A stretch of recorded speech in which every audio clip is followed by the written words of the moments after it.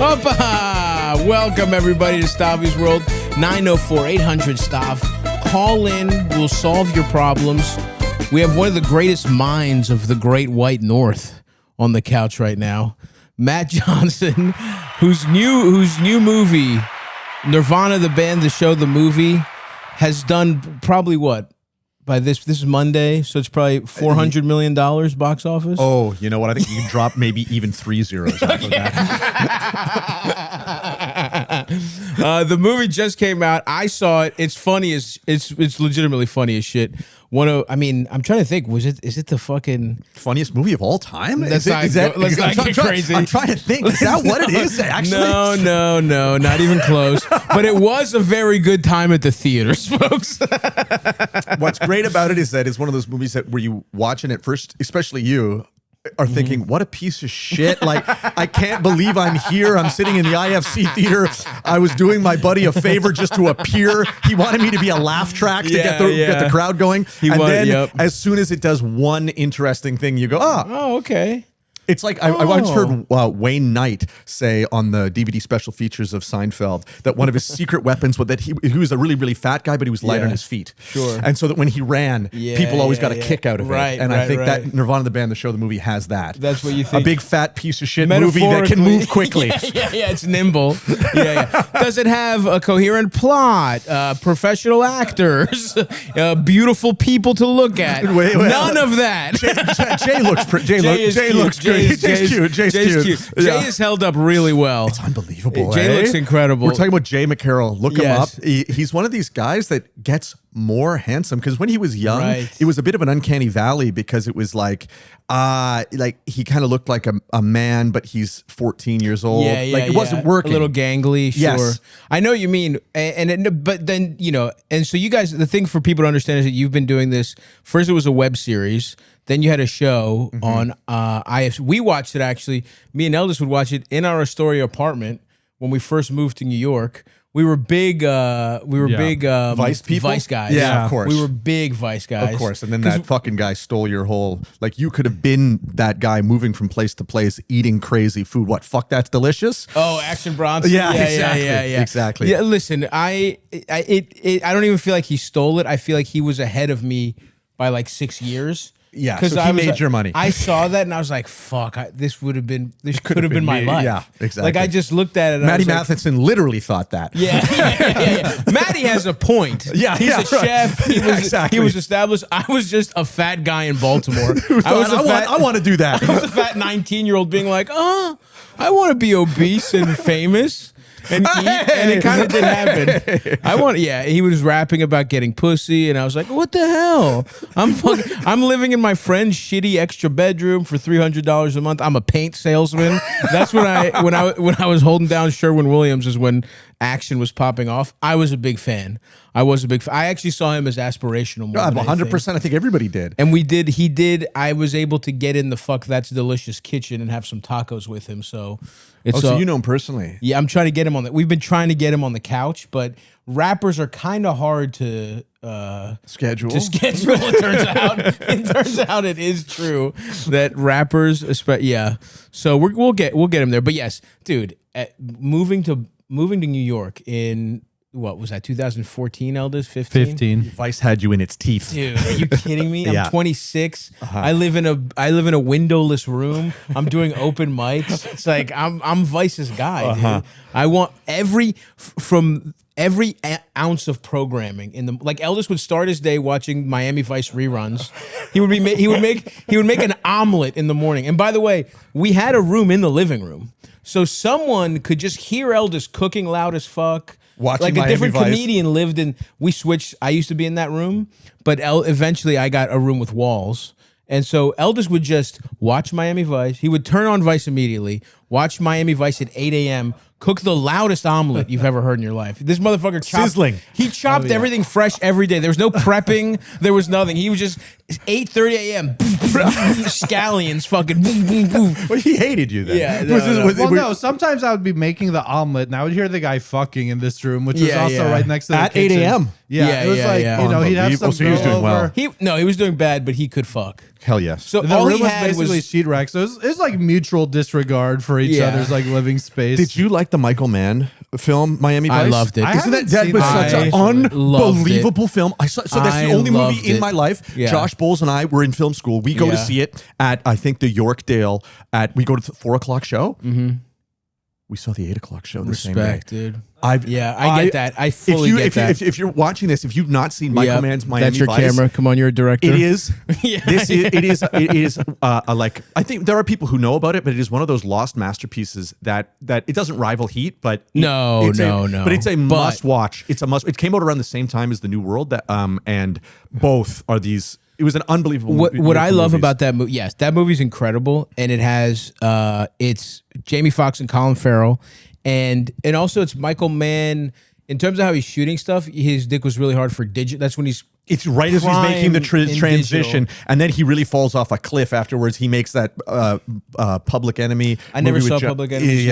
I will see it. I want to be a man completionist. Obviously, yeah. I love his shit, but that movie to me is so special because it really is the most. I mean, that's the most like artistic I'm willing to get. It's the most right. artistic, Yeah, well like said. an idiot bro who loves like gun movies can get because it's like contemplative and it's like it's a poem. philosophical. It's a tone poem. Yes, exactly. It's like the plot doesn't really make sense, but it still has 3 incredible action sequences, even while making no sense whatsoever. End to end, and it takes like what was in the Miami Vice TV show and just warps it to this unbelievable place. The shots of them riding those cigarette boats down to Cuba. There's this amazing transition where Colin Farrell, who's just a sex machine in this movie, and by the way, I've said this before. I know my self-esteem is too high because I see myself as Colin Farrell in that movie. the world does as well. You know what I mean? world Like sees you when this I way. grew my hair out, I was like, I look like Colin. I look exactly like Colin Farrell in Miami Vice. Like in my head with the mustache, I'm like, that's what I look like. And this is how women see me. If only I could get out of this windowless apartment, I'd be fucking just like my roommate. Oh, yeah. And here's what else I love about that. And there's so much weird shit about that movie. The main protagonist, like Colin Farrell's love interest, I forget her name. She straight up did not speak English. I She did believe her that. lines Nope. phonetically. I didn't know that, of course. And it gives the movie a dreamlike quality because it's like this woman is saying stuff, but you're like, she doesn't quite grasp. It's like, what's going on here? Is that, was she Cuban? She was Chinese or something. She's Chinese. Okay, because I was about to say Anna de Armas, that's how her career began as well. Yes. Speaking only phonetic English. No, yeah, this woman, and here's another thing I love about it, and I think the reason I can, because I really connected to that movie when I was like, this was maybe like 4 years ago when I was in the thick of everything kind of happening, where it was like my career's taking off, but I was also like the most fucked up. Like I was eating like shit. I was I was getting fucked up I was like getting high as fuck. Pills. I didn't drink that much, but I was like, just like really overdoing it. And then, trying to fuck despite being the least healthy I've ever been in my life. Just like, it was like pills, dick pills, Pepto-Bismol, weed, fucking wings, fries. It was like, it was brutal stuff, right? And I'm fat. Like, I weighed 70 pounds more than I weigh right now. So it's like difficult to imagine. hard stuff. That's unbelievable. It's literally like, just think about literally the fat filters where it's just like, you were living it. But like, I mean, that's what my and face yet the looked world like. is giving you all this feedback. You're doing great. Keep going. You're becoming famous. Whatever I you're was doing like, is really? working. Yeah. This is what success feels like. Just ready to kill myself. And apparently Colin Farrell, when he was shooting that, and so I discovered that like I had seen it, like, but I didn't really like latch onto it. And then I saw it again in the middle of that time in my life. And it just, I connected to it so much. Of course. And then I found out later, like, research, because, when you love a movie, you go back and you fucking research everything. Colin Farrell, apparently, the day it wrapped, went immediately to rehab. It was like, and he's like, people have asked him questions because people love this movie. It's like a niche, like, you know, people. It's one of those, if you know about it, you know, because it bombed in theaters so badly. It really bombed horribly because it had hype because Michael Mann was the executive producer of Miami Vice and Mann was on a Heat or whatever. And then it bombed. But he's given like interviews where people are like, I love them, like, you know, how we were talking about it. And he's straight up like, I'm not trying to be an asshole. I don't want to talk about that. No, I don't remember it. That's unreal. like one of the so they're all going. One of the greatest performances that like means the world to me, just like only exists. It doesn't even exist in the actor's head anymore. Yeah, right. It's just like Stephen King's screen. early books. Dude, it's beautiful. So yeah. Nirvana the band, the show, the movie, not as good as that movie, but much funnier. We have commonalities. Actually, it depends how you watch Miami Vice. There's a read of that film where it's the funniest movie of all time. There's that scene where the guy is saying why his nickname is what it is, and he says it in Spanish, and he says, just so you know, that means crazy pig. Yeah, when he's talking about his own identity. Dude, I know. And Jamie Foxx he just has a grenade. Remember when they searched them? Anyway, we can't be doing inside Nirvana the band, the show, the movie. Nobody saw. Bombed. Literally did no business. This is the podcast rewatch of Miami Vice. Just from our memories, too. Well, we're getting all this shit wrong. I'm like, wasn't she Cuban? But no, it's because she says, I know a good place to get some kind of drink, and then cuts. They're on a cigarette boat. One shot. Mojitos, and then they cut. They're getting a drink in Cuba. Yep. Incredible stuff. Yeah. And then he anyway, I'm not going to keep talking about it. Big inspiration to Nirvana the band, for sure. The old Vice days I loved. Oh, yeah. So the point I was making was, yes, you guys have been doing this since you were like, boys. Literally. 20 years. We started shooting at 20 years, and that's why it was Jay's idea to be like, we should make a time travel movie where we use that footage we shot when we were kids, and everybody was like, oh shit, this is amazing. We get to do like Boyhood, except inside of a comedy film. Right, and by accident. Exactly. Without planning it and just being like, whatever we get. I mean, it must have been a nightmare for your editors to figure out how to put nightmares it are together. funny because like you always wake up and there's a secret message to that nightmare. Like, do you know what I mean? Like, truly, it's not like good dreams don't tell you how to live your life. It's the nightmares where you wake up and go, okay, I got to stop doing this. And so, it was a nightmare, but you know that once you get to the end of it, it's like, oh shit. You got something awesome. It's a secret message, yeah. No, and it's very funny to do that. And the point I was trying to make overall is that Jay, at no point did you look better than Jay. Even when you were young. Not in my best day, yeah. But now it's kind of crazy how much he blows you out of the water. It is. You look like a real piece of shit. The disparity, especially on camera, like that's my real curse, is that the number of times people meet me in person and be like, whoa. Like, remember when you and I first met and you were like, I thought you'd be so much fatter. It was the first thing you said to me. And we had talked. Like we'd gone through like multiple, like we're talking about the movie we were going to make, all this shit. And then we saw each other. I think I give off a kind of super fat man energy combined with the way that I look on camera. Fatter face than body. You have the classic fat face. That you assume that the body must just be like rippled and it all comes from the top. Right. It's very rare to be able to keep fat on your face when you're not that fat. It's a skill. No, I've been working on it my whole life. Yeah. It's the opposite of what you want for being on camera. No, and in fact, it gave me horrible sleep apnea, which you and I talked about. I had the worst sleep apnea. I had to get surgery to fix it. It's crazy. But you know what? I don't look at it negatively at all. Yeah. But it must have been tough to look at yourself. Like having to be I had no vanity. Do you know what my mom said to me when I was young? Yeah. I turned to her, I think I was 11 years old. And I said, Mom, I was looking in the mirror and then I looked at her and I said, Mom, am I handsome? And she looked at me. She's a doctor. And she looked at me. She's so sober. I love her. Like, and she said, no. Your mom said no. My mom said no. And then she said, but you are interesting looking. And I swear, this has been a deep truth of my life. That's awesome. And I think my mom in some ways feels like self-conscious about saying that, as though she'd hurt me, but it didn't. Even at the time, I wasn't, I didn't feel it's honestly better to do that than lie.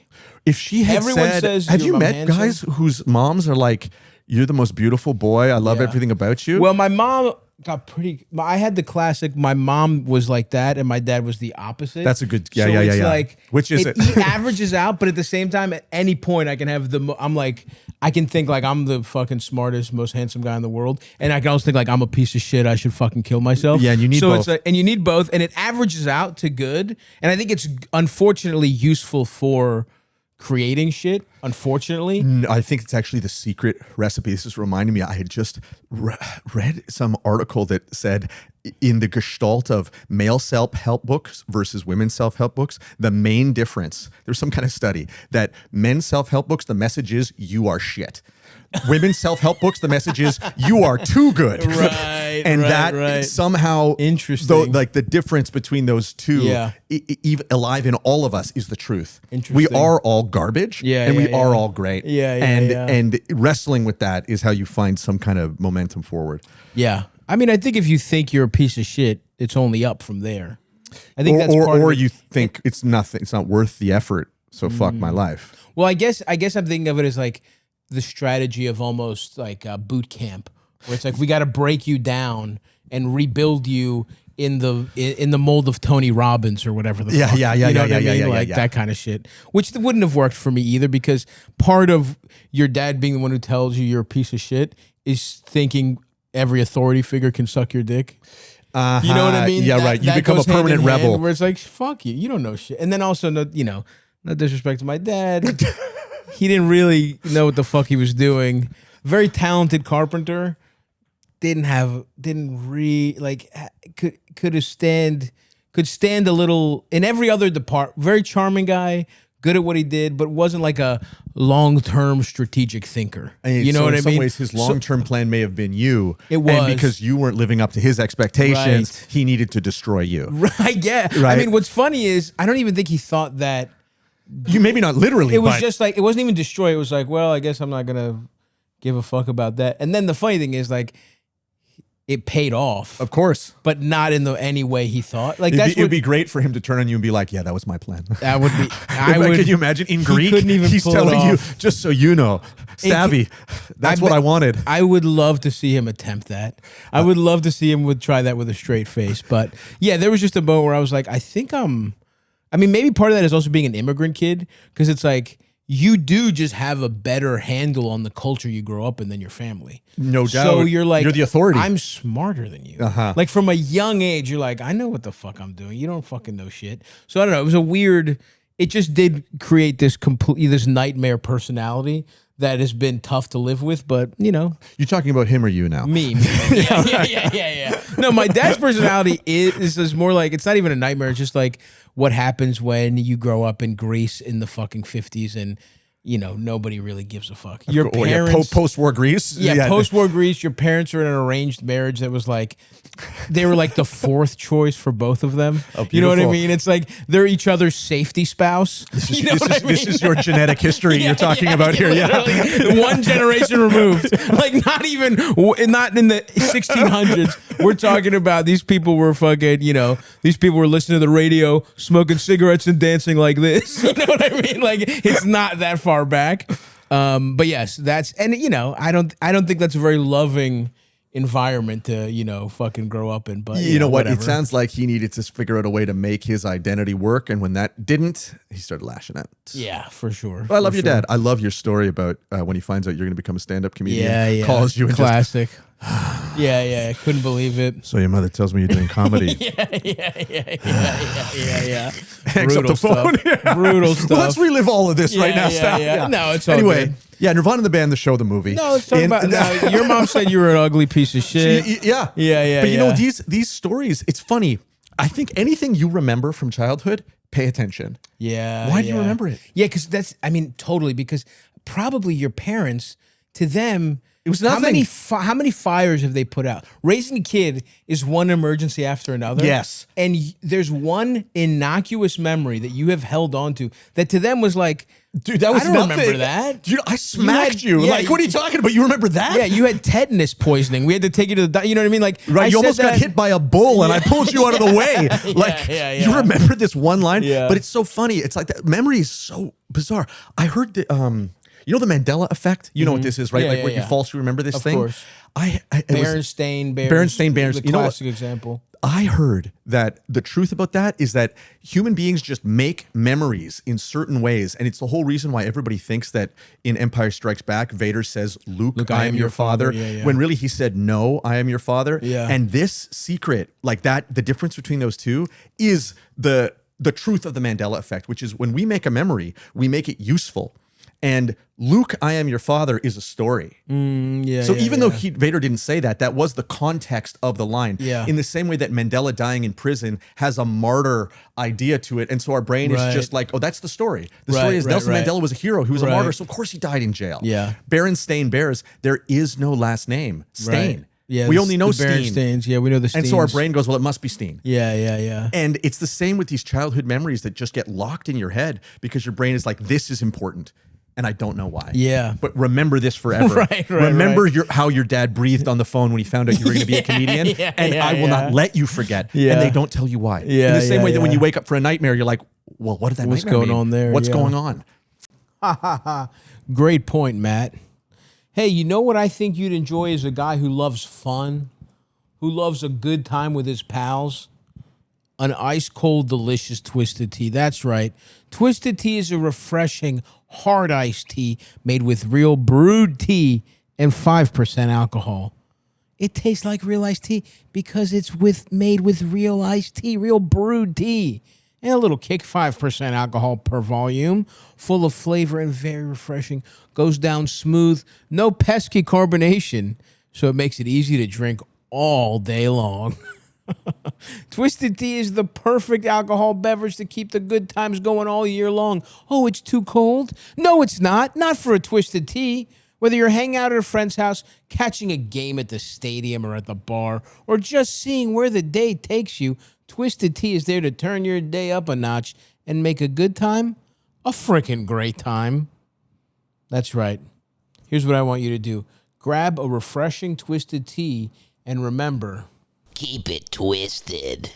What about your father? Did he think you were ugly as well? No, my dad was like, I got a similar story to you with you realizing that, oh, I know more about this culture than my dad does, which is my dad was super funny. He's a salesman, basically. And whenever I'm like in one of my own movies, I'm always playing a kind of salesman. Like in Nirvana the band, I'm just pitching. True. I just sell. Well, that's what directing is. I mean, you know this. You're trying to sell. You're trying to convince people to do things your way. Or even just convince them of a vision that they can be happy with. Because that's what great salesmen do. Right. You're happy you bought it. Right. It's like you don't feel robbed. I didn't trick you. Totally. You can't like best case scenario, a salesman wants to sell, but he wants you to be happy as well. And he so wants that you're not you to, mad. Exactly. And like the best car salesmen in the world, they don't make a ton of money on one car.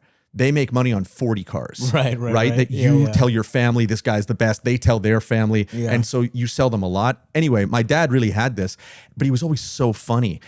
Like so funny. To me, I was like, my dad's the funniest person in the world. And then like around same age, like 11 or 12, we would always have dinner together at the table. I have a bunch of siblings. Oh, and you have a bunch of siblings? Yeah, I've got a brother and 2 sisters. Okay. And I was like, oh, I'm going to try being funny. And it was at this age where I realized, wait a minute, I'm funnier than my dad is. And it changed my life forever, where my dad would always kind of talk a lot and tell jokes at the table. And then he just stopped. Wow. And he didn't stop because he was upset or anything like that. And he never said to me, wow, you're funny. In fact, he doesn't even think I'm particularly funny. Neither does my mom.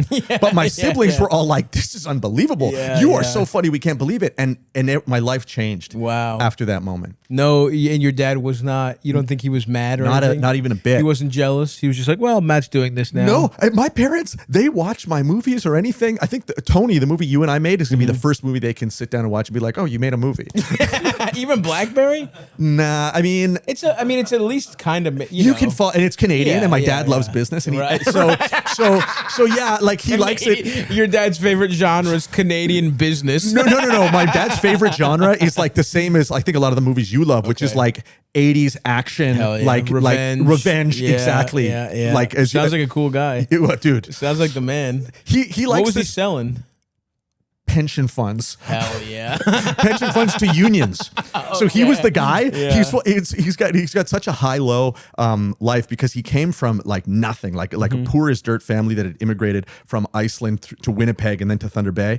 And his dad was a newspaper guy. They had a scrappy existence in this small town. It was a logging town, Icelandic town, basically. Lots of Finns as well. And he goes to school in Toronto. And near Toronto, and gets a business degree, and then he becomes the kind of union sales guy within a pension fund company, and so all of his buddies are all union people. So he was like selling basically insurance in a way, but only to like blue collar union people. So that was his whole life, just traveling around Canada, dealing beers with the union guys, dealing with union guys constantly, taking them out, doing karaoke with the union bros. Well, like in Mad Men, except in Canada, and for pensions as opposed to advertising, right? Yeah. That's pretty fun. Oh yeah, blue collar account. Right. You know he had the I mean? blue collar account at Integra Capital Management Corporation. But I love him. I mean, I get all of my. I feel like every kid can either. You might probably agree with this. You can either be the best of your parents or the worst of your parents. Yeah. And you can see. I know what you mean. When people are these things, you're like, totally you're the crazy part of your mom, and you got the anger, psychoness of your dad, or you can have your parents when they're at their best. You can have those qualities too. Yeah, and truly, I mean, I see that. My dad, for all his shit, like, which it wasn't. Ultimately, the other thing is, it's so annoying when you grow up and you have empathy for your parents. You're like, right. I love you anyway. I can't be fucking mad at this guy. His life sucked dick. You know what I mean? It's like, and it was a lot of it was his fault, but it still was fucking bad. Of course. You know what I mean? It's like, and a lot of it wasn't his fault though, too, right? Like a lot of it was like we just said, where he came from, and post-war Greece, like, you know, with his parents, whatever. But he is really funny, and he is really like, you know, charming, and he has a charisma to him where I'm like, without that, there's no way I'm doing any of this. Yeah, shit. you can't deny that in some ways, your power is that you have so much charisma. It is at odds in some way. Do you know what I mean? I think that's why people are so fascinated and love you so much because they're like, this guy, it's almost like you have the light of God in you in a way. I think that's a little much, but I do know what you mean. You'll never see it that way. But the whole point is like I say, on paper, it's bad. You're real bad. You know what I mean? It's real bad. Right, you're Danny DeVito in Twins. Yeah. Which I'm still, whatever you can get the rights to, we got to remake that. But who's Arnie? I've thought about it a lot. I don't, we could figure something out. It would be, no. We get Arnold's kid. Arnold's kid could work. He's not jacked enough. He could be. Are you joking me? You're right. He could have the genetics. If we called White Lotus guy and we're like, dude, do you want to remake Twins? We need you to put on 30 pounds of muscle. Tomorrow, I'll do it right now. Dude, that's a great project. Yeah. Yeah, call in if you have ideas for that. If you can get us the rights. To Twins? To Twins. For $20. You know, Are you joking? You know they were going to remake it. We call it not remake it, but they were going to do a sequel called Triplets, and the third twin was just going to be Eddie Murphy. And I'm not even kidding. And the whole, you know how it's like one's jacked and smart, and one's dumb and little. One's and the third, black. It's just he's black. And then, and this is like the 80s were like that was a bankable idea. Like that's a type of guy you can be. It's like black, just black. It's fucking hilarious. No, if they got it in right by 89, they would have been okay. Because it's Eddie Murphy, and if they got him in his prime, it would have worked. Would have been fucking awesome. I bet you we'd be talking about it like we're talking about Miami Vice right now. His lost masterpiece. But if it was late, if it was like 95, or even if they tried to do it in this like how they're redoing everything, it would have been one of the worst things. It would never have been made. Yeah, you have to make it with an independent studio. I would see a reboot. I would just see a straight sequel with DeVito and Schwarzenegger right now, though. That I would be interested in. Me too. Because they both, DeVito still got his fastball against. Yeah, he's still hilarious. Because of like, he's just steady working. And Schwarzenegger has now become an even more fascinating figure because of everything he's been through, and he's back, and he's sort of acting, and he's sort of a politician. And it's just he would be a much more captivating presence again, I think. I'm ready to see him in movies again. Yo, me too, 100%. If this movie got made, it would be a lot like the BBC Up series. I'm not sure if you've seen this. I've never seen it. It's unbelievable. They follow a bunch of school children at age 7, then they go back at age 14, then 21, then 28, and half I haven't the seen it, but it seems half the really kids awesome. are from like private school, ultra rich, and half of them are from like the poorest possible parts of like England. And you literally watch how their lives go Damn. all the way up. I think they're still going. I think they're like in their 70s now. Holy shit. Oh, it's a masterpiece. That is and incredible. super funny. And it starts like it's on black and white 16 millimeter. Dude, it's completely worth it. And we can use that as a reference when we're pitching this to Arnold and DeVito. Be like, it's going to be like the Up series. Well, it could be, it could be something is super simple. Here's the sequel. Ready? It's I am Arnold's kid, and the jacked guy is DeVito's kid. Oh my God, this is incredible. Come on. And so they've got and to one deal doesn't with really this. know how to raise the other, and they're like, I don't get you. You know what I mean? Oh and it's my like, God. And that happens sometimes. Sometimes like an uncle just gets because they're brothers, and sometimes you just It's like the bald gene. yeah. Sometimes it fucking happens. So this could really work. This could really work. Hey, you may be watching the genesis of your next favorite film, the twin sequel starring Stav. Although it's gonna be pretty tough for the audience to buy that actual Schwarzenegger's kid is not his kid, but DeVito's Right, kid. right, Also right. raises all these questions about they fucked each other's wives, No, they're I guess not, 'cause the genetic- Yeah, they're just or they fucked fucking- each other's sisters. No, they just fuck different. Well, I guess they'd have to be similar. Well, I just They mean like they for would them. find twins and fuck them. They would be married to twins or whatever. That happens. That could happen. Or maybe just sisters. We'll figure it. You were gonna figure this can out. Yeah. hammer that You know, out. we're gonna get hammer that our out. Oh, yeah, crack team of how writers did they on this. come to be? It was one lady got inseminated by. This was a real 80s plot that I Yeah. think they glossed over in one sentence. Yeah, you totally. It was the same as the movie Junior, Yeah, where they made yeah, Arnold yeah, Schwarzenegger yeah. pregnant, and you're like, wait, how did they do Classic. this? One sentence. Yeah, That's how they did yeah. it, baby. Combined like a bunch of super jizz. I think it together was to a make combination Arnold. of super Yeah. jizz. But Oh, what, really? And the detritus was Danny DeVito. That's his Yeah. great line. The And I was runner- the shit that Yeah, got left. yeah, I was yeah. the shit left over. Yeah. Okay. So we'll figure it out. Maybe they both were in the whatever. It doesn't matter. We don't need to get bogged down. Yeah, this is not our problem. don't need to get we're bogged gonna get This is for the writers The to figure writers out. who are gonna hate our guts as we come in and give them speeches like this. Guys, it's so easy. Like, just fucking figure this out. We're gonna go eat some more Russ and Daughters bagels. We'll be back in 40 minutes. We'll be back in 40 minutes. I want a fucking draft. I want a fucking outline on my desk by the end of the day. I can't wait. I can't wait That's to our get to dream that life. level. Yeah. Once Tony comes out, you're gonna realize how these two, they're the ones that need to be elevated from this Bourdan yeah, movie. Absolutely. I mean, it's so funny to think about who's involved in that movie. You and I are literally at the bottom. Absolutely at the We're bottom. the Danny DeVito of the Bourdan movie. We couldn't be more at the bottom of. Everyone's career is gonna fucking skyrocket, and we'll be doing fine. Don't get me wrong. We'll be doing We'll this. be doing fine. We will be pitching twins. We're the Bourdan guys. You can put it on the trailer. Yeah, I mean Dom, Amelia, Antonio Banderas, Leo Woodall. Yeah. I mean, They're all gonna everyone in become this household movie names. right now. Mark it. They are going to get so famous, and me and Matt are gonna keep podcasting together. Yeah. But you know what? We're going to be happy. We're gonna be happy.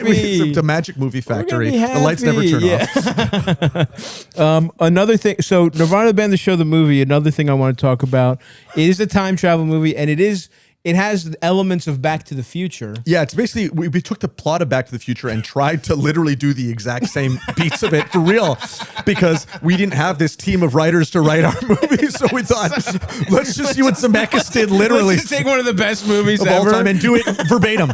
And when you see the movie, you'll see that I'm not joking at all. Yeah, it's awesome. The entire third act of the movie was like, oh, and then we got to get the cable to the wall, but it's too short. It was awesome, and that I love that too, is because it's like that's my philosophy for comedy movies too. Is like, look, a plot is important, obviously, but it's like celery and peanut butter. Yeah, right. It's just holding the peanut The butter. plot is just the peanut butter. It's the jokes. right? Naked Gun did this well. Naked Gun was perfect. Yeah, Yes. Naked Gun did this well. You told me about that, where you were the like, new go one check was this movie incredible. out. Yeah. It was, shout out to those guys. It was fucking really good. I mean, the originals are classics, but yeah, and that is, but it also is.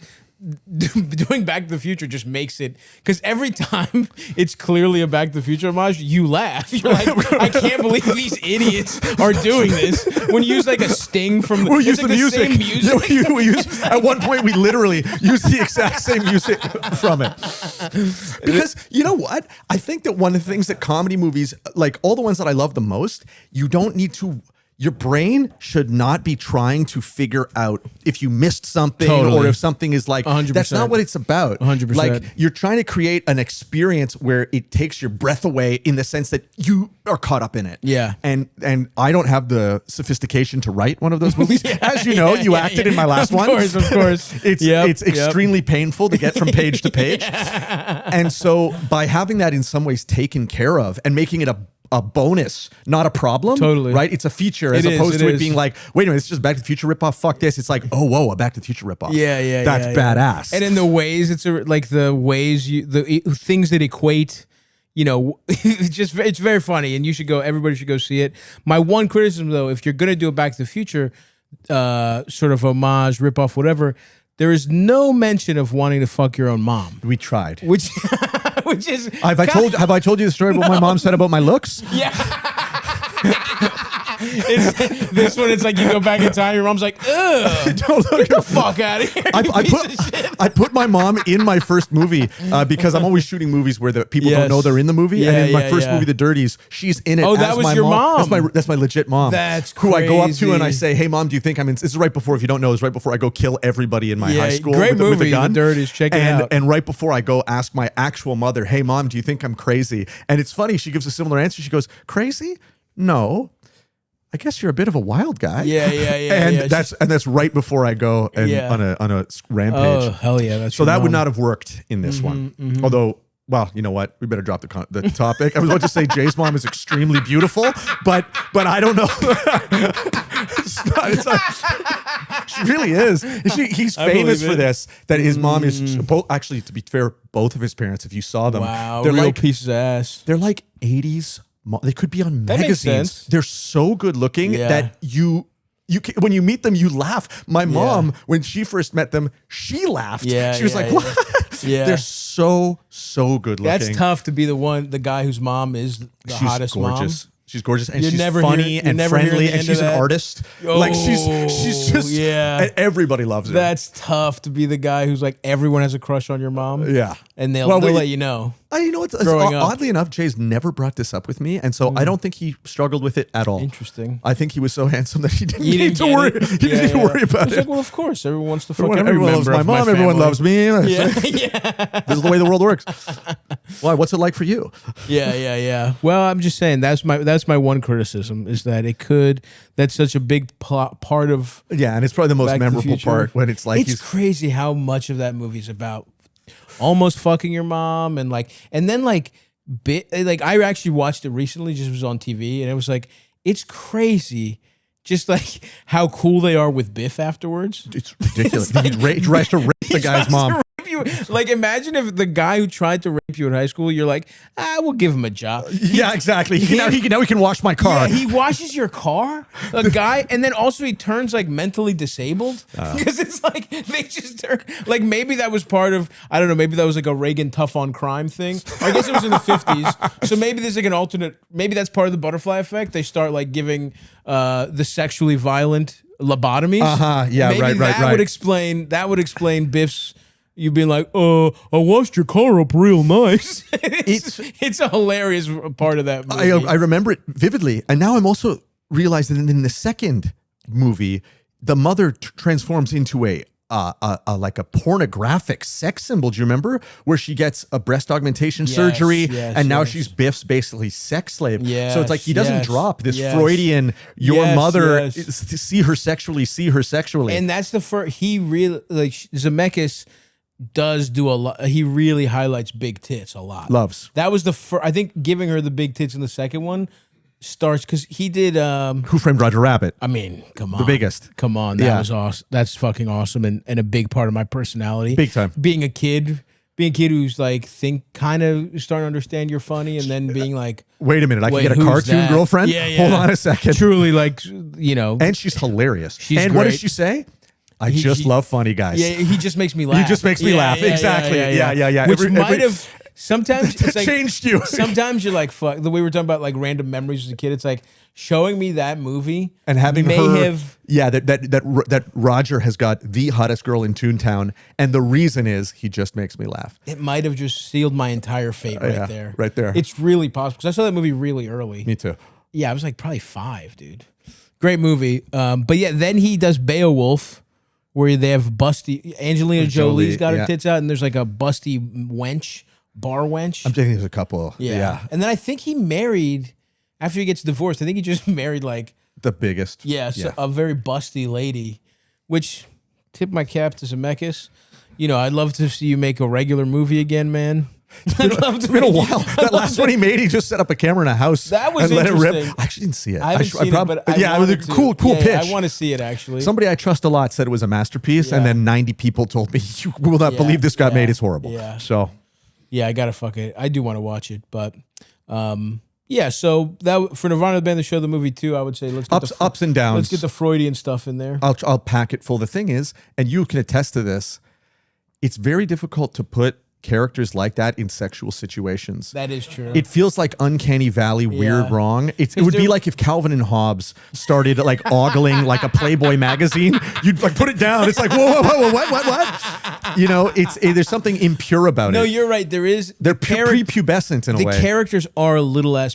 They're almost if Tom Hanks in Big. Perfect That's example. Totally who you guys are. Yes, because your child archetypes in adult bodies. And that's why the time travel thing's so important. Yeah. That they can innocently go back to when they were young. And for Jay, he's seeing like, oh my God, I haven't improved at all. And Matt is being like, hell yeah, wicked. I'm exactly the same as I was. That is me honoring myself. But to involve a sexual dynamic is. Yeah, like it's true. It would seem perverse in the wrong way. Yeah, I would. It is interesting though, because I could see if it would be anything, it would be the classic sort of like Matt can't get pussy, Jay. Oh, Jay, of course, it tears our relationship apart. It kind of would maybe just be the Dirties plot. Well, we know how that ends. Yeah, and it would probably end the same way. Yeah.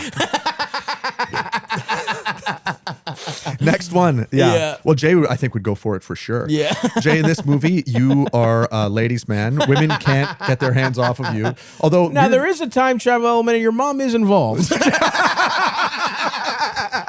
we'll take the good with the bad. You know, folks, I wasn't always this plus size style icon you see before you. You know, once I was a struggling, chubby 19-year-old boy, still in college, trying to find a wonderful swim trunk that showed my colorful personality and let me show a little thigh every once in a while. You know, back in the day, it was hard to find something that would allow me, a man of size, to accentuate my beautiful features. That's when I discovered Chubbies. This is no bullshit. Me and Chubbies go back. I bought Chubbies. I had Chubbies delivered to an on-campus apartment when I was a junior in college. Maybe I was 20 instead of 19. I'm sorry for a little embellishment.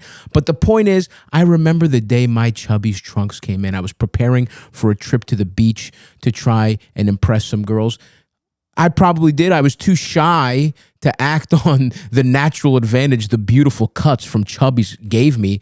But I remember that day I had some, it was like a teal, maybe it was like a teal pink. It was very loud. It was very Miami Vice. It has since gone. You can't buy it anymore. I have some crocodiles. Every single summer, I re-up with Chubbies trunks.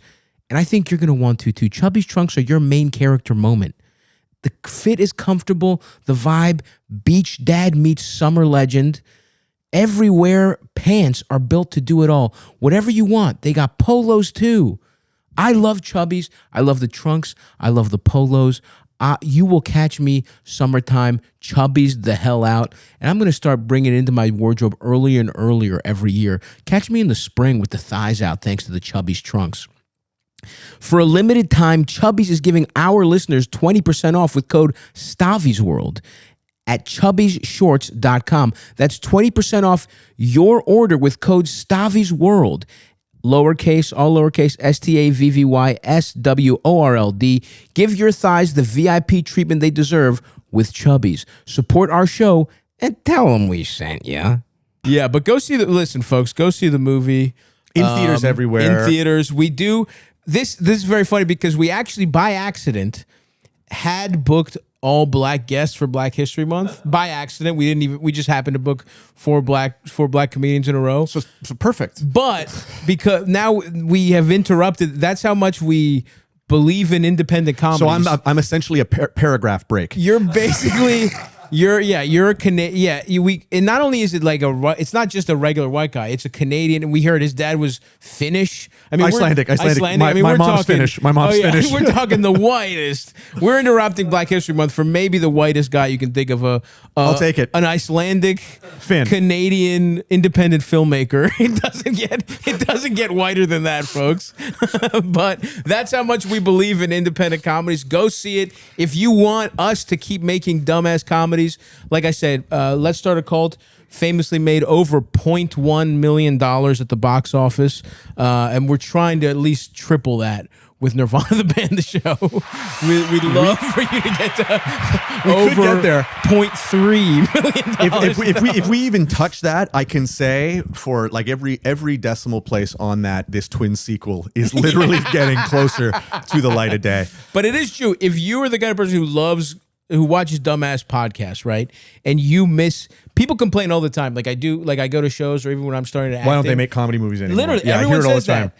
Go see the fucking movie. This is how important it is. We're hurting race relations in America at a very tough time just to promote comedies in movies, in movie theaters. Go see them. And it is very funny. I fucking love the movie. It was very funny, and you should go see it. And yes, we also have another movie coming at some point this year where you gave me the opportunity to eat lobster every single day. Every day I ate. I probably had no joke. I wish there was a documentary made. We should have just had a GoPro right at my station. Lobster eating, because Stavros was the guy who made the lobster rolls in the movie. Like literally, like he's in charge of making. It's 1975, and remember our food stylist, Christine, who brought in the freshest lobster she was every incredible. single day, and basically handed it to Stavros, and Stav's like, okay, so what do I do with this? And she's like, every single take, no matter what, you are making lobster, and remember, you got to taste it to make sure it's good. And Stav's like, oh, okay. I got fresh lobster.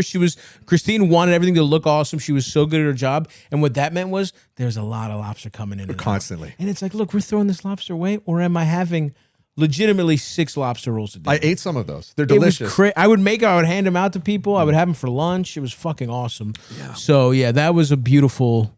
And then there's also soft serve at the lunch. I mean, it was a tough. That was hard for both of us. It was I warned you beforehand. I was like, now listen, the catering on this is pretty crazy because they brought up a dude from New Orleans named Frenchie. Ooh, and hell yeah. He's bringing all the best shit. And I have a problem with food. Yeah.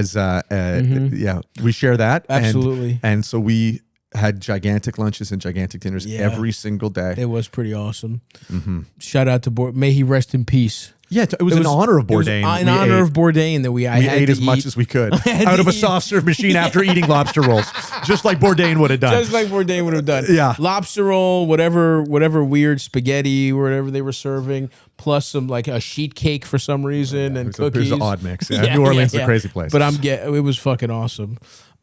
We should take some calls here, Eldest, I believe. Real quick though, Matt, since you are a food guy, what would you say your ideal sandwich would be? To be totally honest, they're like my ideal or the best actual literal sandwich I've ever had. We can do both. Okay, there's a place in Toronto called Donna's that does a steak sandwich. There's a Copenhagen style restaurant, and they make this kind of steak sandwich that you can't explain. It's got like this slice of almost horseradish root in it. I've never been a steak sandwich guy my whole life. Yeah. And they make a breakfast version and a lunch version. This sandwich is like Donna's in Toronto. Donna's in Toronto. All When right. you come, we'll go. I can't wait. It's like true like Danish Copenhagen restaurant. Fuck yeah. That just makes these steak I had sandwiches. a great steak sandwich in Japan. That'd do it. But it was like a high-end steakhouse.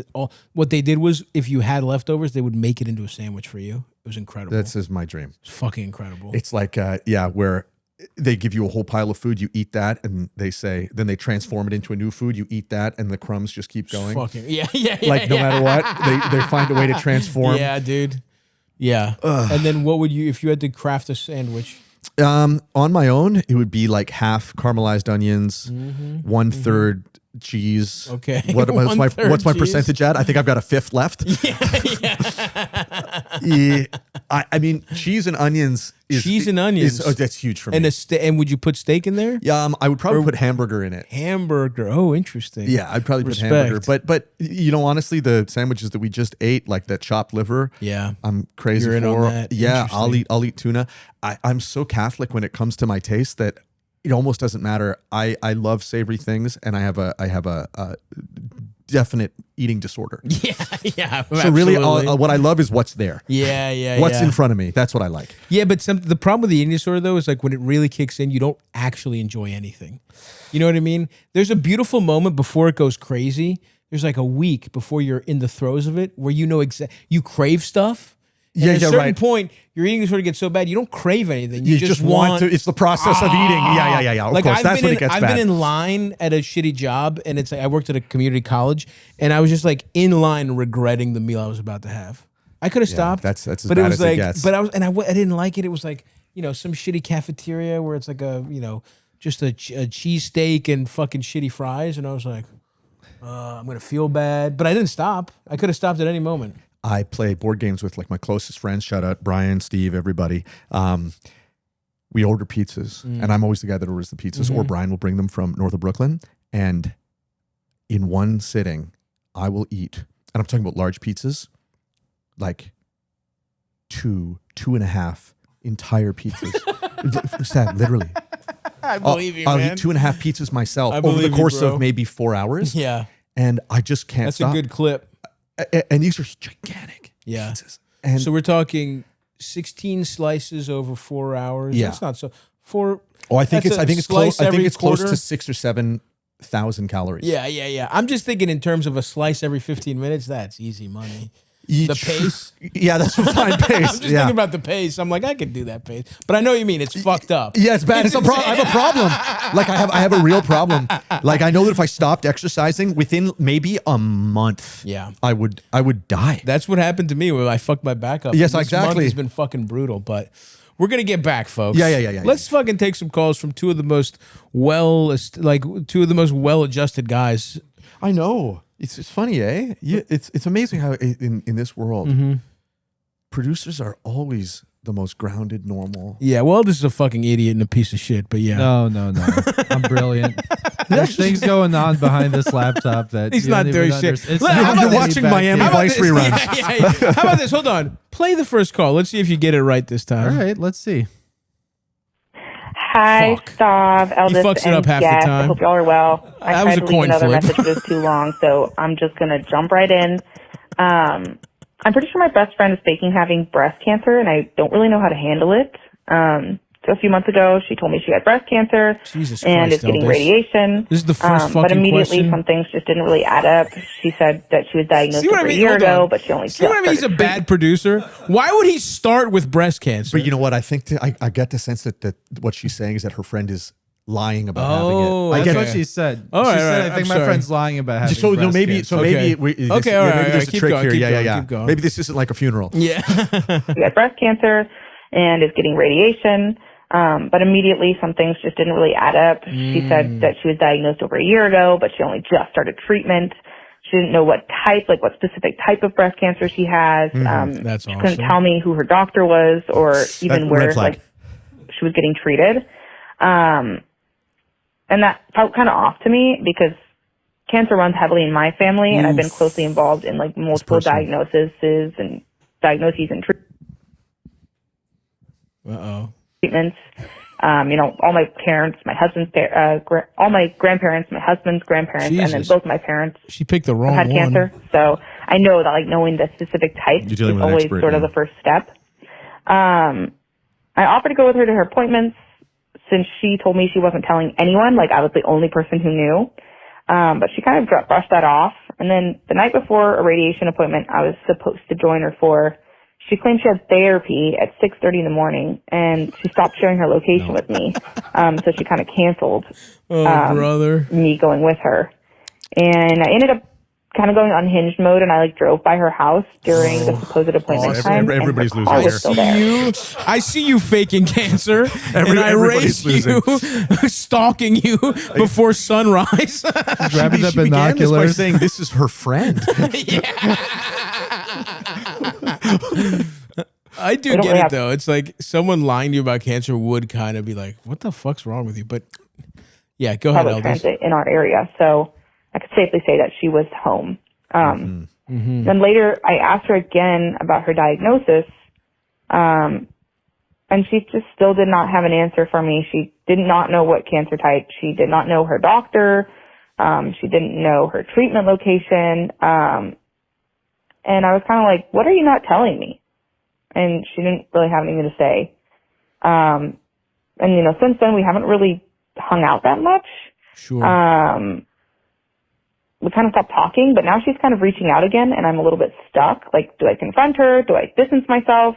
This is a longtime friend, but she's lied about a few other big things before. Okay. And this situation specifically brings up kind of a lot of personal trauma for me. I don't know if I'm like overreacting or not, but yeah, any advice would be appreciated. Thanks, y'all. I mean, it's crazy to lie about having cancer. You're not overreacting. Also, she's lied about a couple big things before. I wish we knew what the other ones were because Probably everyone would have. pregnancy. You know what I mean? Oh yeah. Oh You know, yeah. She might have faked an abortion, or you know what I mean. I'm just thinking. I'm thinking in terms of the type of person that pretends to have breast cancer. They start with a fake pregnancy. Yeah. That's like the There's a starter gateway lie. That's the starter lie. Yeah. There was a girl who did it when I was doing open mics. There was a girl who faked having cancer. She like shaved her head. We had like benefits for her. And Jesus. And then but she would just, and then, you know, it's a shitty comedy scene. So there's like everyone's, when you start doing comedy, you do it to get fucked up and like have a, you know, I'm 19. I don't want a real job. And so we'd be at house parties getting fucked up, but this girl's just, you know, her hair's like growing back, and she's got stubble, and she's just getting drunk, Getting and wasted, shit. yeah. She's in a hot tub, and it's like, is this what you do when you have cancer? Was she doing jokes about it? Is that what She it was? was Yeah. part of Okay. it. So it was for And material. And but no, I think it was for attention. She was just like one of those, you know, she was Yeah. insane. This sounds exactly the same. Yeah. You know, my advice to this woman would be the fact that you confronted her and it didn't change. What you should do is meet this person with some vulnerability and say, you must be in some pain. Right. Which is why you have done this. I know you're lying and I forgive you. Yeah. I forgive you for lying to me. Why don't Yeah. you tell me what it is that has got you so tangled up? Because I really am your friend and you can tell me and we can begin a conspiracy together about what it is that has made you need to lie to everybody because Yeah. you must know why you're lying. And I'm telling it because On to some continue the level, same yeah, way is absurd. Like Totally. this pantomime of Trying to catch her. What are that's you not the doing? way to do anything. No, yeah, no. it's like trying to catch like someone having an affair. I guess is slightly different because you're looking for the evidence to end the relationship. Yeah. But it's a cry for help. Your friend is crying for help. Yeah. And I think maybe if we knew some details of this woman's life apart from the fake cancer diagnosis, sure. we would hear. She's alone. Yeah. She's not happy with her job. Nothing is working out. Nothing's going good. And so she's creating an identity where she can all of a sudden have some people feel bad for her. Yeah. Yeah. Yeah, no, absolutely. I think that's the move because it's like, yes, this little cat and mouse game, it's like, congrats, you caught a fucking stupid sociopath. You're both losers. You both lose. Exactly. You want to be this one. You think this is your great mystery. This is why you're sure. This is your Moriarty. You're Sherlock Right, Holmes. it makes to you this. sound weak. Yeah. If this is who you're trying to pin down, you've entered the idiot Olympics here. Yeah, exactly. And so you should be above this. I think that's a great thing. It's like, look. You don't fucking have cancer. Something's going on. Tell me what's going on. I love you. Yeah. Tell me. What is it? And then, by the way, odds are 50-50 chance she fucking lashes out and is like, fuck you, whatever. You fucking let Either that way, go. yeah, that it solves You your let that go, problem and one then way or the maybe other. she comes back at some point. But at this point, you've at least set the sort of like the rules of engagement for how this relationship is going to go. Right. I'm not going to let you lie to me, but I am here to support you. And I think that's how you handle it. And then if she just is super type B and does have cancer, Yeah. you might feel like a real piece of shit. This might just be an airhead who doesn't know what type of cancer she has. Happened to have therapy at 6:30 that morning. Therapy was at 6:30 p.m., but she read it wrong. Yeah, she right. put it wrong on Google She got the Calendar. AM, PM wrong. Like that. Look, you might 1% chance this woman has a real problem, and you feel like a piece of shit. But otherwise, I think that's a gamble we're all willing to take here on this podcast. And call back with the result, please. Yeah, we'd Let us love to know what's going on. Let us know. We'll be here. We will. What else you got for us, LD? Hey, Stav, eldest and esteemed guest. Thank you. I would like to get your opinion on something. I'm going to talk fast because I've got a lot to say. I'm currently studying in Germany, but my dad and my mom, who are divorced, live in California. About 5 months ago, I got a call from my dad, and he told me that he had a spiritual experience with ChatGPT. Oh no, dude! He told me this he was is a problem. This is a big problem. The fact that it invoked a phone call. To Germany. Yeah, long distance. He told me he was able to connect with it in a way that he could never connect with a human. Oh.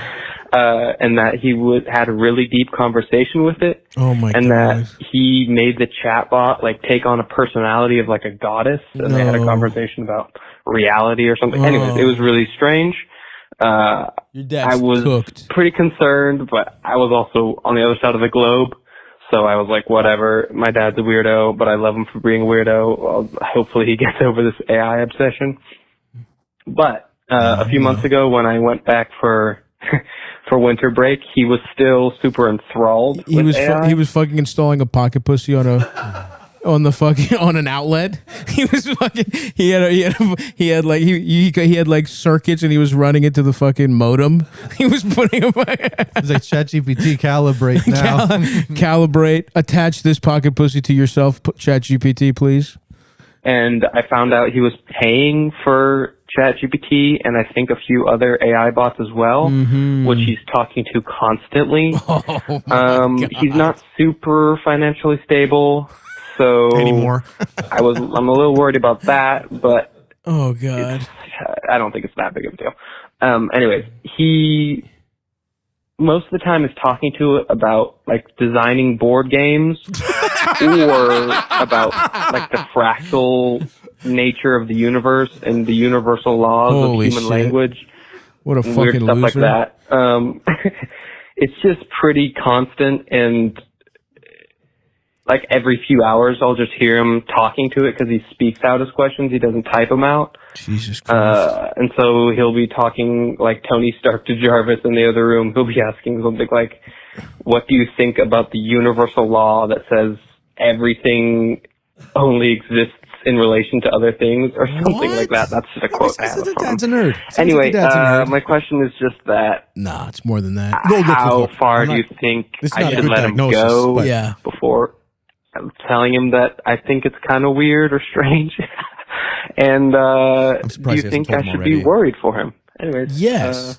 First of all, that's your big fucking joker, is telling him it's kind of weird. Yeah, I was waiting for the question. That's your big fucking ammo. Yeah, that that- you're waiting to drop on him. Hey, Dad, this is weird. He's Dad, like, I just "Oh, want. okay." I called into a show and they told me that I did have permission to tell you I think this is weird.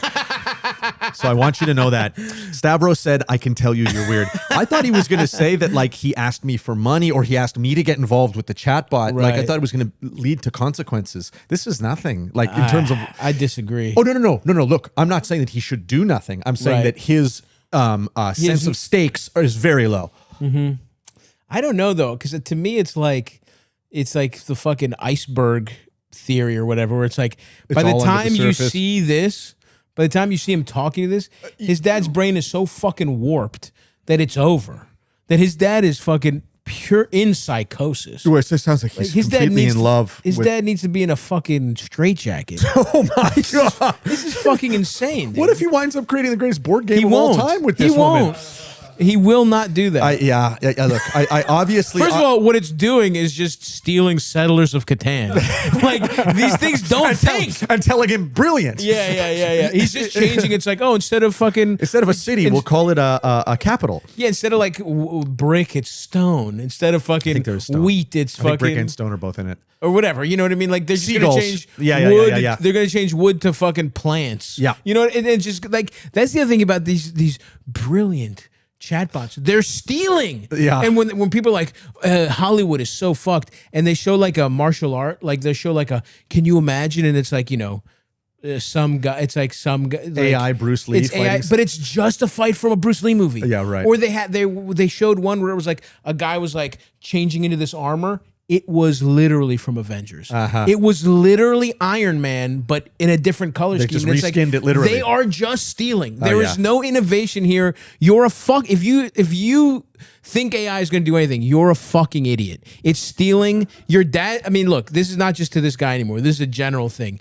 AI is fake as shit. It's just Google. It's just like, it's not like I bought a fucking TV and they're like, thanks to AI, now if you hold down on the button, that will make it mute. It's like, no, that's just a fucking button. You just programmed the button different. A hotkey. They're saying everything is AI and nothing is AI. Yeah. Your dad is talking to Google. He's a fucking idiot. He's sad. He has nothing going on in his life, and no woman will speak to him. I guarantee you he's jacking off to this thing. He hasn't told you that, but he's waiting to drop the bomb that him and this thing are in love. Are getting married, I promise you that's going to happen, because this is what a fucking loser... This is a dude. Imagine being like a divorced, kind of autistic guy who loves board games. In your dreams, some sexy lady listens to you talk about board games. This is the Jessica Rabbit thing all over again. It really is. Where This guy's created Jessica Rabbit out of computers, right? Oh, and again, I just a love fake, that he likes board games, right? And she's a cartoon. Yeah. And she's a cartoon, and she just and what's so crazy about these things is they are not going to be critical of you. And that, I think, is the biggest problem. Not only not critical, they're going to say everything. They're inflate You're the you. man. While the world is taking that from you, is telling you everything is bad. Your material conditions are getting worse. This thing is telling you you can do no wrong. Now, look, what do you do about it? Your dad is clearly like everyone else in fucking America. There's no community. He has no fucking friends. This is what I was going to say. He needs to be playing fucking board games. Yeah, I was not talking to a computer about fucking board games. If you really do want to help this person, get your dad amongst like-minded people who can together work out whatever kind of psychological issues they have through board gaming is great, but get these people together. It sounds like your dad is. Like, I mean, it's over. My diagnosis, it's over. Get the casket. Not get the casket. Just be like, look, try, but. Your mind you go crazy. California, there's a lot of people there. I hope he can find somebody. Take your dad to I would obviously what turns your dad's life around is going to a fucking store, one of these like board game club, stores, board game clubs. Like you fucking like there's people who definitely share his interests, but that's the scariest thing here is that board games. He couldn't find a fucking Reddit about board games. You'd be surprised how common it is for people to look at which board games play the best by yourself. Oh, wow. This is an extremely common online group. Really? Yes. Because think about the board game, the kind of systems-based guy who's like, I just want to play board games. They have trouble meeting new people. It's very, very common. Interesting. Okay. I would have thought that, okay. There are tons of groups where people get together and play board games. But just does your dad have any fucking friends? Like one good thing, like, I'm very happy that the immigrant shit with my parents is like they A, don't understand computers, but B, like my dad to his like I am envious of how much him and his boys hang out. Yep. They go to a coffee shop, Yeah. watch soccer. Yeah. Like I like going over there and like, he'll be having coffee. I'll just go fucking hang out for a couple hours. It keeps you sane. Contact with other people. Yeah. He's got dude, the best part is arguing with these fucking Greek guys who are anti-immigrant. And I'm like, what are you? I was like, go back to Greece then. He's like, I don't want to go back to Greece. I'm like, that's what are you fucking talking about? I'm one of the good ones. I'm one of the good ones. They don't get it. I mean, that's how fucked we are. Anyway, that as fucked as that guy is in his thinking, your dad is. I mean, I just think his dad's fucked. Unfortunately, that doesn't mean stop trying, but try and get him out of his shell. Try and have him make friends. But he's your fucking dad. I have a pitch. Yeah. Germany in the town of Essen has the biggest board game convention in the world, a place called Spiel. Tell your dad, hey, Dad, come visit. This year for Spiel, come hang out with me. Your dad will be like, hell yeah. It's an amazing part of Germany. And what's great is there's like, I think 100,000 people descend on this place, and he will meet so many people. They all speak English. And here's a little code word that you want to know. As you go from booth to booth, you ask for goodies, and that is just free giveaways that all the board games will give. They all call them goodies. Goodies. Any goodies? Any goodies? I heard it nonstop. Yeah. I went, I guess, in 2013 when I'd made my first movie by accident. Take him to Spiel. Take him to Spiel. It means play, and then you can make this California German thing work. That's the first step. Yeah. And also, what's sex work like in Germany? Is that legal over there? It has to be, right? I would say buy your dad some human pussy, because I think that might get the juices flowing. He might remember what it's like to actually have the touch of a woman instead of like falling in love with his fucking laptop. Yeah, you gotta hope. I think that's how we treat this. It's a two-pronged approach. But that's great, because get him out of his system, get him out of his shell, different experiences, different continent. I love that idea. Yeah. That's a great idea. Well, let's hope it works. Spiel. Yeah. Spiel. In Essen. In Essen. You'll be very happy. Give us another one, LD. Man, Hey, what a Stav. great life you got here. Helping people? Exactly, dude. Eldest and guess. I have a pretty mundane question, but about my husband. We've been together for almost a decade, married a couple of years. Everything's great. We love each other. Beautiful. We share the same values. We share the same political values, really Immigrants out, yeah. far left, Back to blue. progressive. I wouldn't even say Democrat because they fucking suck. But There we go. Smart. far left, you know, you get it. You guys Anarchist, are the this same. is great. Yeah. Not at all. However, my husband is very much identifies as blue collar. We're from the Boston area. He feels like a real Boston guy. Sure. And He's we grew up finding it hard in not to be racist. Despite his political values, something is kicking in. This is the slowest rise towards will not let black people in our house. 90s, 2000s, where saying certain things were appropriate back then. sure. My wheelhouse. Or seemed more appropriate. So, to be more specific, he basically, I can't get him to stop using the F slur. Not against gay people at all. Usually against cops.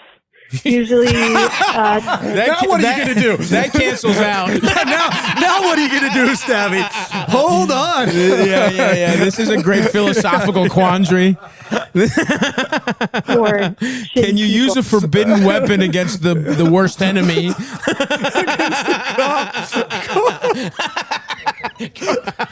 This is poetry. Fuck, this is awesome. Yeah. Does she keep going? usually toward shitty people? He uses the F slur to describe them as being shitty. Mm-hmm. And I don't think I'm cool with this, even if it's toward a cop. I just don't think you should use that word in that way. But I do know what she means. Of course, Yeah. but I'm ready to go. Permission granted. Like, I think it has to be like he's from Boston. he's from Boston. It sounds like he was like a teen in the 90s. So it sounds like this guy. Listen, I get it, and believe me, I grew up in Baltimore in the 90s. I've had to change certain patterns and behaviors. And look, I also get where this guy's coming from, but it is the kind. Oh, anyway, should we let her finish? Does she have more? Yeah, okay. Because it just perpetuates prejudice against queer people. And I am also afraid he's going to slip up and say it in front of like a queer friend. Yeah. Or say it in front of a family member. Or he also works with a bunch of blue collar says it. kind of She lets it go right there. With a bunch of these. Oh, shit.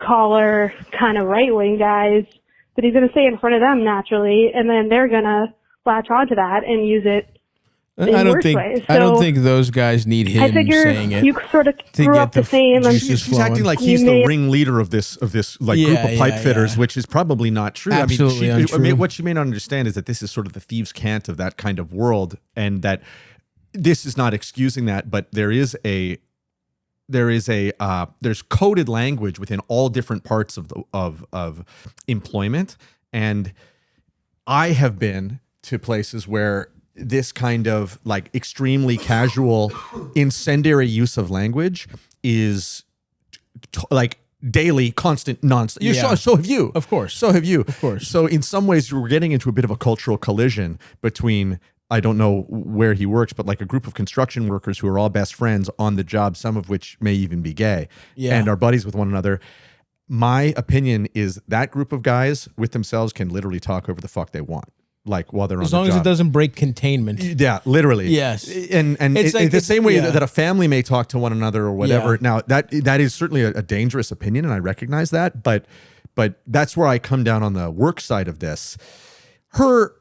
She's completely right in saying that I'm uncomfortable that at some point you are going to. But see, that's where this turns, right? Because course. I agree with you. It's like, look, I think ultimately, if like whatever people do, I'm not going to police the private goings on of like of whatever, like within a family or within even a friend group or within a culture. or within a culture. Like again, it's the classic, like if you're not harming anybody else, it doesn't fucking matter to me, right? Yeah. And that is where, and look, people will say the use of the language is harming enough people. I'm like, look, as long as like I said, if it doesn't break containment, ultimately I don't give a fuck, because what matters is how people can have shitty beliefs, and as long as they're not harming other people, that's how you run a society, in my opinion, right? That's sort of the definition of freedom. Exactly. Yeah. It's like exactly. you could. I'm not going to tell you how to think. As long as you treat everyone fucking fairly, it doesn't matter, right? But now this is a romantic relationship. They've been married for a decade. But this is different. Yeah, because it's a marriage. You are married. Well, they've been together for a decade. They've been married for a couple of years.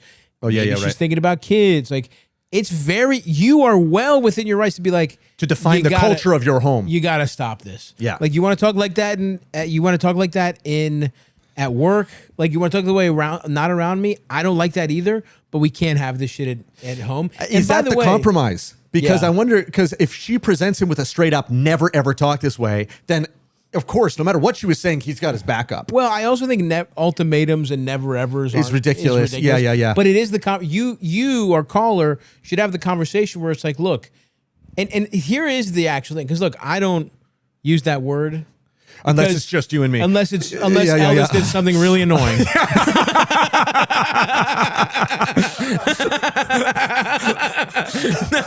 But it's like, I definitely, like, that's an example of like the way I used to talk when I was a teenager. Of course. There's a lot of, because here's the other thing though, if this guy does have these beliefs that you're saying, it is actually a political statement to not use that word anymore.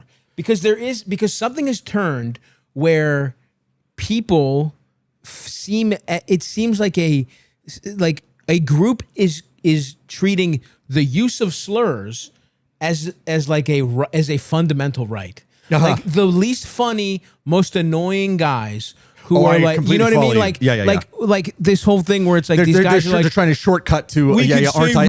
hard again. Yeah. And it's like, you celebrating it makes it not fun. Uh-huh. Like, it's really the kind of thing where it's like, you guys are so fucking stupid that you don't understand the only reason that's kind of, I don't want to do like my act, because I do have a joke about this, but it's like, they don't get that it's like, you can't like, things that are not allowed, saying them is only fun when they're not allowed. The You taboo. can't- The taboo is the whole point. Yeah, exactly. When you start saying my culture is being hateful for the sake of it, and by the way, I'm not saying that's the case here, right? That's completely different. But I think like being a guy who's cool with these types of people, which is kind of how I identify too, right? That's who I am. I am friends with guys who have horrific personal beliefs sometimes, right? Of course. I go back to Baltimore. I see the fucking guys I grew up with. I go, you talk to blue collar guys. You know what I mean? Podcasters. But like, Your dad, maybe. yeah. Right? Totally. Like my dad's friends. Like, Yes.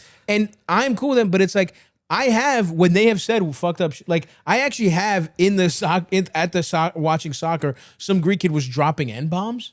And I was like, inside the Greek club. Stop. Right, I've right, been the right. guy who's been like, dude, what the fuck are you doing? What is this ridiculous? Like, and he was trying to be like, he was doing this outdated thing. He was younger than everybody. I think he was trying to show like, I'm racist like the old guys, right? Well, he's but trying it's to create an identity for himself in Yeah, the group by yeah, being that guy. totally. Yeah. And it's like, but also it's like, look, if at the end of the day, if your husband has to decide the kind of guy he wants to be, and it's like, it is annoying to come up with to change your speech habits, but it's like annoying versus hateful to a whole fucking group of people. And especially in this moment where just not being one of those guys, the bar is insanely low. Not saying a slur makes you a good guy if you're blue collar. Like, that's what I would say at this point. I think that the big, because this is going to be a negotiation, you married this person, you love him. And so you're not like, in some ways, I think you know the answer here, which is that if you're going to present your husband with an opportunity to change, it needs to come with a warm hand.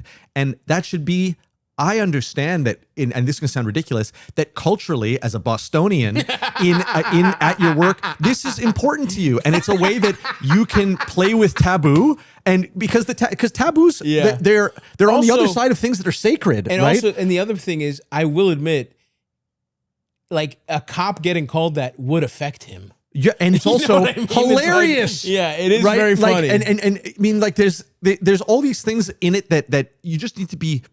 There's a division in the way that your husband views the world and you view the world. And so offer this with a warm hand and say, and just what you can say is, when you say it, it makes you seem small to me. And I know you want to seem big That's to a me good point. because Yeah. I love you so much. And I know that the way I view you matters to you. Yeah. And so I'm letting you know a secret for my sexual interest in you, for my, for thinking of you as the big man in this house, for being the person that I love to support and brag about. Every time you use that word around me, it scrambles me up and it messes with my image of you. But I'm not going to say don't use that word at work or with your friends, because that may be the way you bond with your friends. And I love that you have friends. Yeah.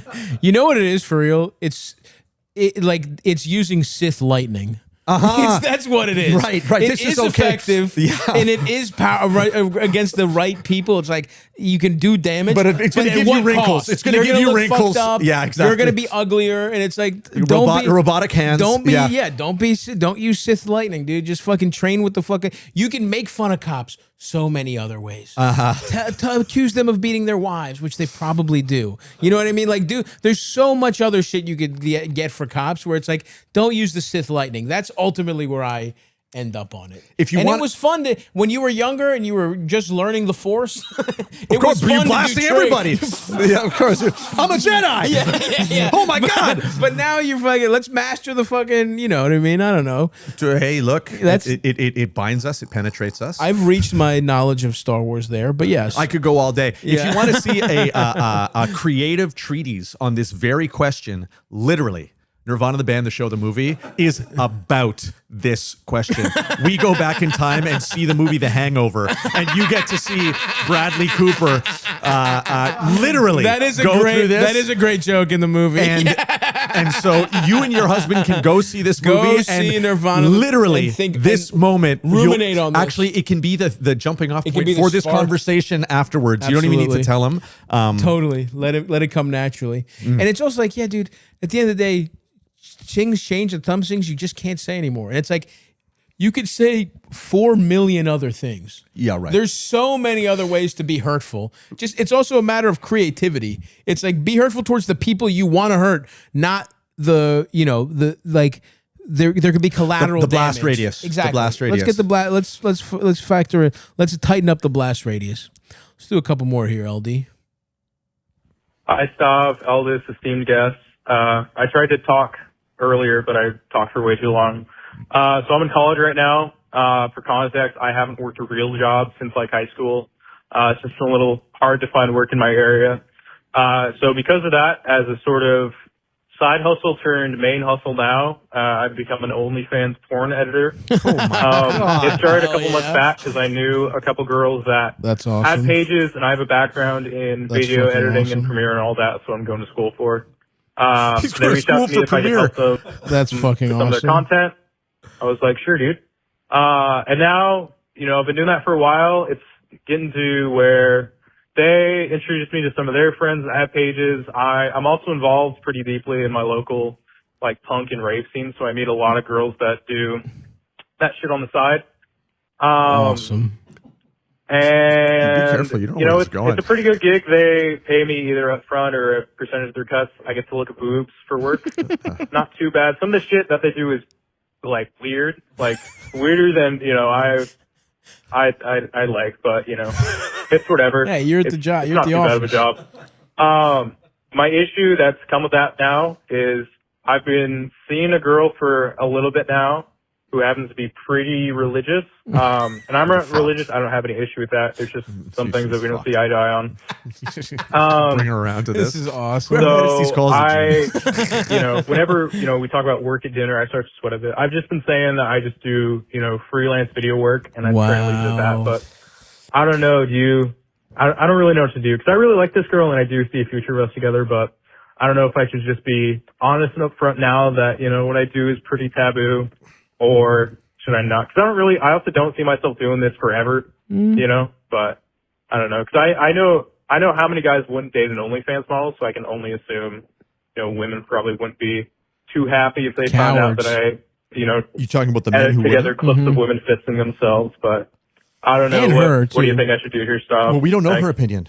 True. We don't know her opinion. I True. think God has sent this woman to you as a test, and unfortunately, you need to tell her the truth, and just see what happens. Yeah. This is tough. He's a pornographer. He's literally a pornographer. He's a pornographer. It is very funny because we do have the male version of being a stripper is now like editing. Oh, no, OnlyFans. Responding. Writing. Being the person who writes their answers. Yeah. I have a friend who basically does that for a living in Colombia. That's so fucking funny. Yeah. He sexts back guys. He left a long time ago. To be honest, I don't know what is up. Last time I saw him, he literally pulled out a police badge and said, I bought this. And it's like he's a literal member of the police in Medellin. And I was like, well, Colombia is a tough place to disappear. Yeah. Well, he left about a decade ago and he seems to be doing great. I mean, it seems good, but it's not as bad as saying I'm moving to Thailand. But no. It's exactly. Literally, it is just geographically closer, functionally identical. My opinion here is it's going to be pretty strict. I think you and I are going to have a different opinion, which is great. Yeah. And that's that. I think that if the question is, do you feel like guilty or do you feel like what you're doing is in any way wrong? Because if you don't, then unless you're trying to manipulate this girl, which you probably don't want to admit to, right? Unless you're really trying to manipulate her into thinking that you're somebody you're not, you should have absolutely no qualms about telling her the truth and seeing where that goes. But I think the very nature of you calling in and being like, what do I do? Speaks to a kind of, how do I get everything I want? And that already, that's telling me you're on the wrong, you're thinking about this the wrong way. Because what's your goal? To argue and convince this girl that she shouldn't be offended? That may be the case and maybe she shouldn't be, but if those are her feelings, then you need to wrestle with that with her. It's so early in this relationship. Yeah, how long did he say it was, Eldest? A couple dates, he said, right? Yeah. Oh. But he said, but I really like her. It's tough. It's why I say this is a test from God. It's like God's got a sense of humor about this kind of shit. You made a wish on a monkey paw. Oh my God, I want to have a job where I watch porno all day. And he granted it. But now the woman that you're going to marry is going to be a strict anti-pornography. Yeah, I mean, I do think, first of all, it is way too early. That is my number one thing is like, what are we even talking about here?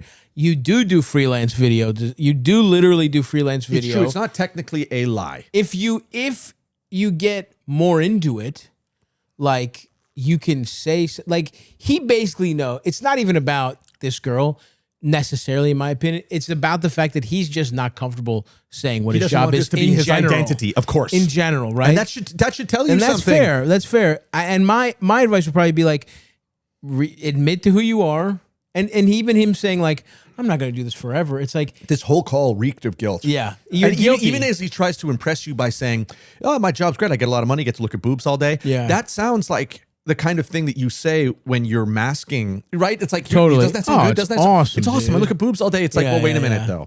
Yeah, there's more to this job than that, my friend. Yeah, it's like Milhouse's dad being like, sleep. I got a race car bed. It's exactly and Homer's the same. Like, oh, I sleep in a big bed with my wife. You know, whereas like, him trying to talk up his fucking divorced life. There is a little bit of that, but I also think it's possible that. And he also said, I don't plan on doing this forever, which is classic, like sex worker, drug dealer, like pimp. You know what I mean? Like people who are like, oh, I'm just going to do this for a little bit and then I'm out. Of type, course. You know, criminals in general. Not that you should, which by the way, I don't think you should feel that way. I think you have to make a decision, which is like, how much money does this actually make? You're saying you don't want to do it forever. If that's the case, make a plan. Yeah, that's Say exactly to yourself, right. like, I make X amount of money each month. And I learned these number of skills that I can apply to other things because of it. Yeah. How big a nest egg do I need? How long is that going to take me? And actually have an on-paper plan to when you want to be out of it. And you can even share that with this person if it gets serious enough. You could say, look, I do freelance video work. Most of my stuff Most of my now stuff is with pornography, and I want to talk to you about that. Yeah, and I want to just be upfront about it. It's Yeah. like it pays really well. I need to do it for, I'm trying to save for this, and this. But you need to decide what's important to you. And how you actually feel about this as your identity, because you're already masking it in all these ways, even in a phone call where you're trying to sound cool about it. Yeah. And I don't think it's, by the way, in terms of, first No of all, judgment. I will say editing is in terms of all the creative stuff, editing pays pretty well. It's an unbelievably employable skill. What I say to film students is if you want a job literally graduating out of film school, getting paid like an extremely Really good well, salary, editing. Everybody needs editors. Podcasters, everybody needs editors. Yeah, And we have like fucking 3 or 4 editors. it's probably one of the most employable jobs, especially if you can do it quickly, which I imagine for OnlyFans models, you need to be putting that stuff out extremely fast. Who knows? Maybe this is the beginning of the rest of your life. I would say if like my advice to you, where it's like you don't have to have the come to Jesus moment Matt's talking So to about, speak. Like I think you could. I would say though, you are getting clearly comfortable in this niche. So I would say if you really want to be considered a freelance video guy, find other fucking stuff to do, Which you could You know what I mean? find. Mix it up, Yeah. and then start a transition out. And you might find that it isn't even that much more lucrative to be doing OnlyFans. And I mean, I know how much we pay our fucking editors. They make a lot. I mean, they make a good amount of money. And so I think you need to actually be a little more proactive. I think if anything, you're kind of falling into this, which by the way, I don't think is bad. If you do the math and you're like, this pays fucking double. Yeah, what are you gonna do? Who gives a fuck? Yeah, you got to tell church girl. You have to decide. And also, it's been 2 dates.